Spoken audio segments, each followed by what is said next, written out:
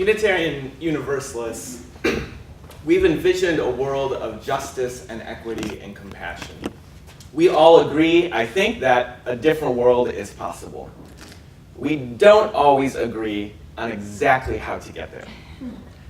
When I was in college, the United States was preparing for war with Iraq, and I had this feeling that I needed to do something.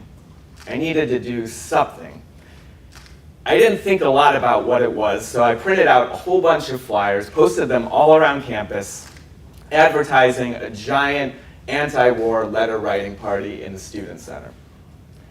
Let me tell you that the only thing more embarrassing than throwing a giant party that nobody comes to is throwing a giant party that awkwardly only 2 people come to. Such was my experience.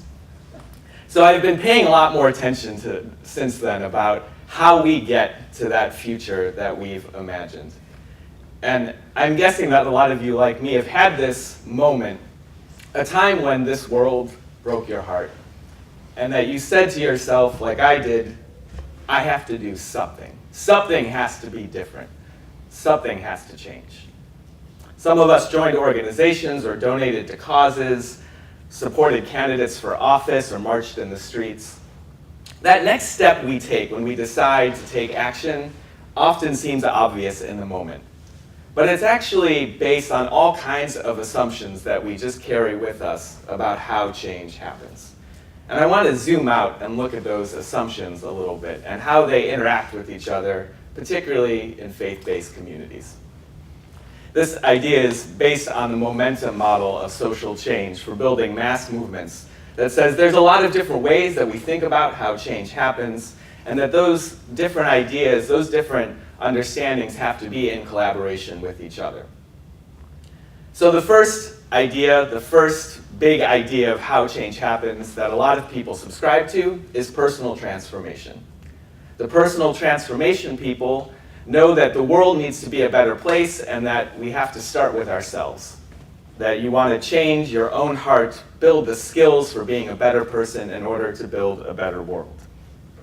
This shows up in all kinds of ways in individual spiritual practice that people have, in learning nonviolent communication or other skills for being in relationships. In my own life, a spiritual practice of singing is one place that shows up. Trying to pay attention to the food I eat and how that connects me to the earth or to farm workers is a part of that. Long conversations in the bar with good friends about how my interactions with people are shaped by socialization. These are all trying to make myself just a little bit better so that the world could be just a little bit better. Have any of you ever tried to make yourself a better person in order to make the world a better place? Raise your hand. Give someone next to you a high five. Let's hear it for the personal transformation team. There is another theory of change, though, which is about shifting existing power structures. This theory says that corporations, government, institutions of all kind hold the power. They decide how society is shaped, where the buildings get built and the roads are laid. They decide who gets paid what. And if we want the world to be a better place, we've got to enact better policies. We've got to pass better legislation.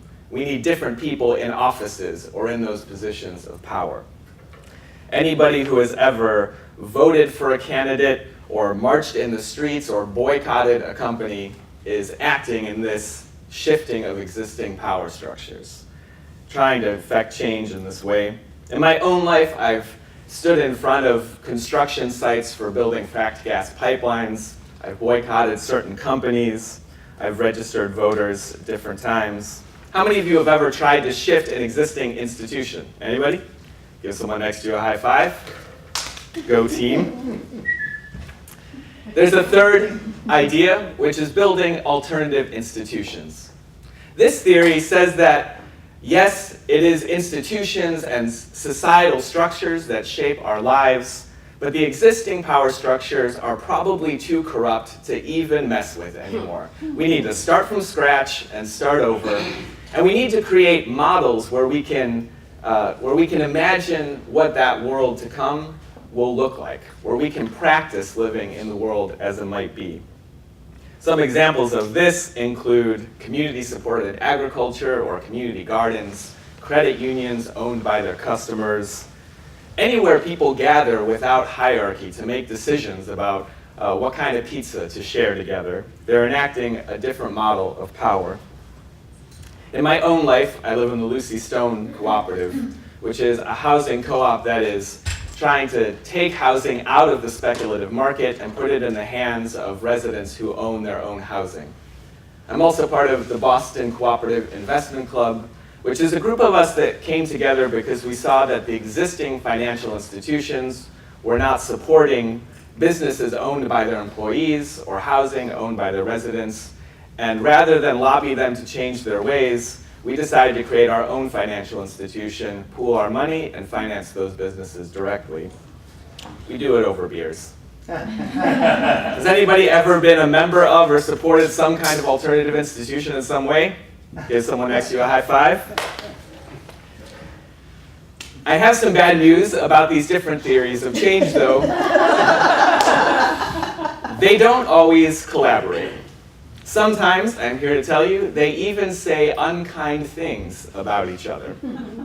For those of you locked in the personal transformation worldview of social change, there are perhaps people that have called you navel-gazing, self-serving, yoga pants-wearing capitalists. Not I, but I've heard it said.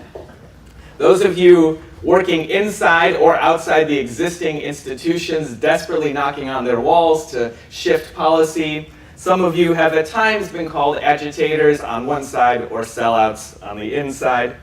Not me. No one here, I'm sure, has said that, but it happens. And for those of us that do most of our work in the alternative institution building, we have sometimes been called things such as crackpots, nut jobs, hippie, pinko, dreamers. Also true. The thing is, though, that for mass movements to win big, these three paths to victory need to work together. They each need each other, and each of them have things to learn from each other. And we see this in the successful movements of the past.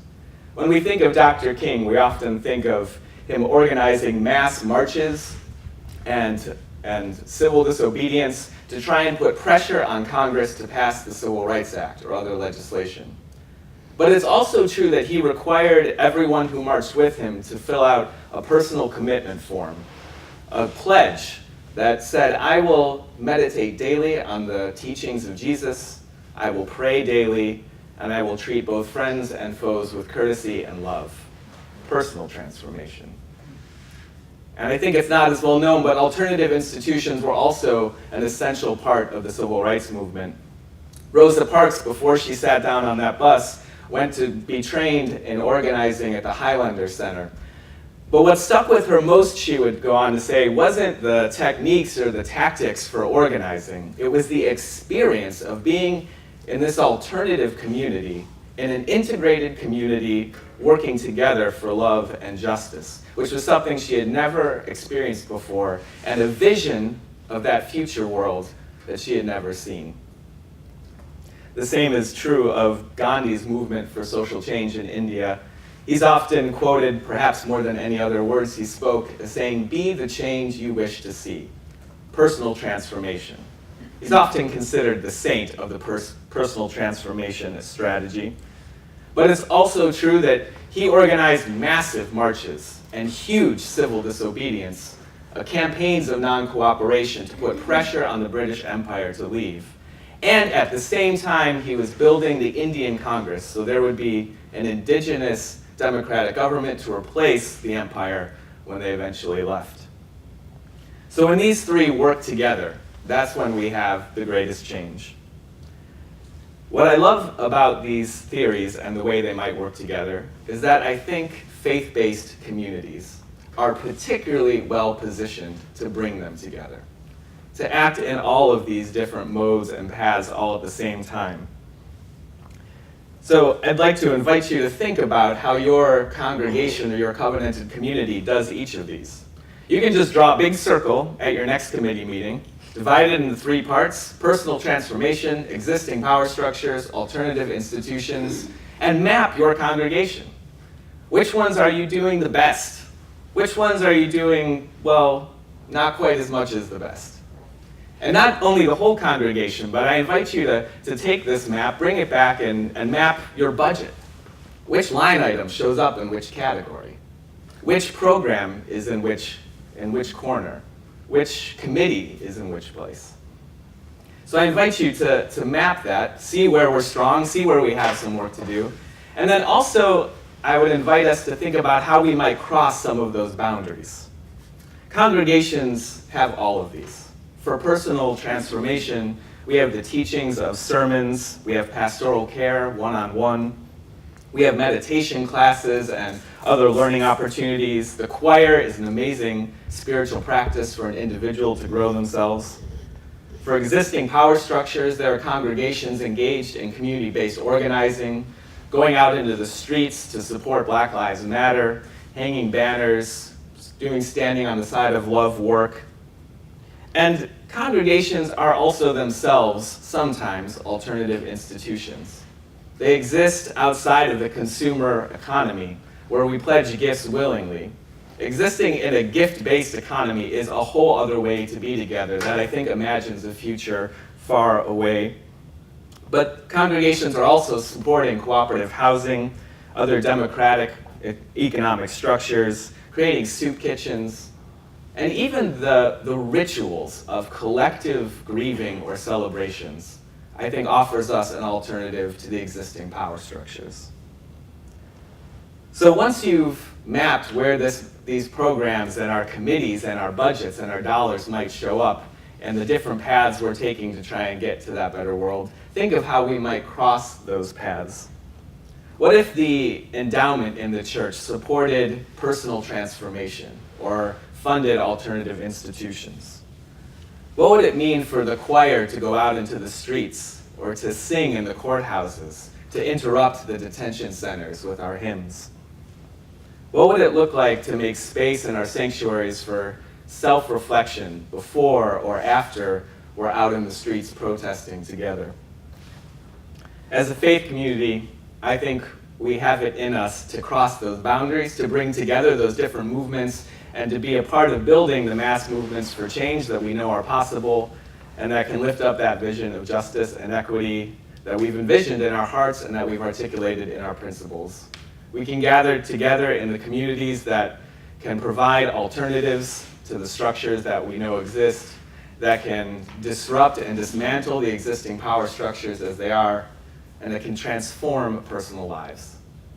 May it be so.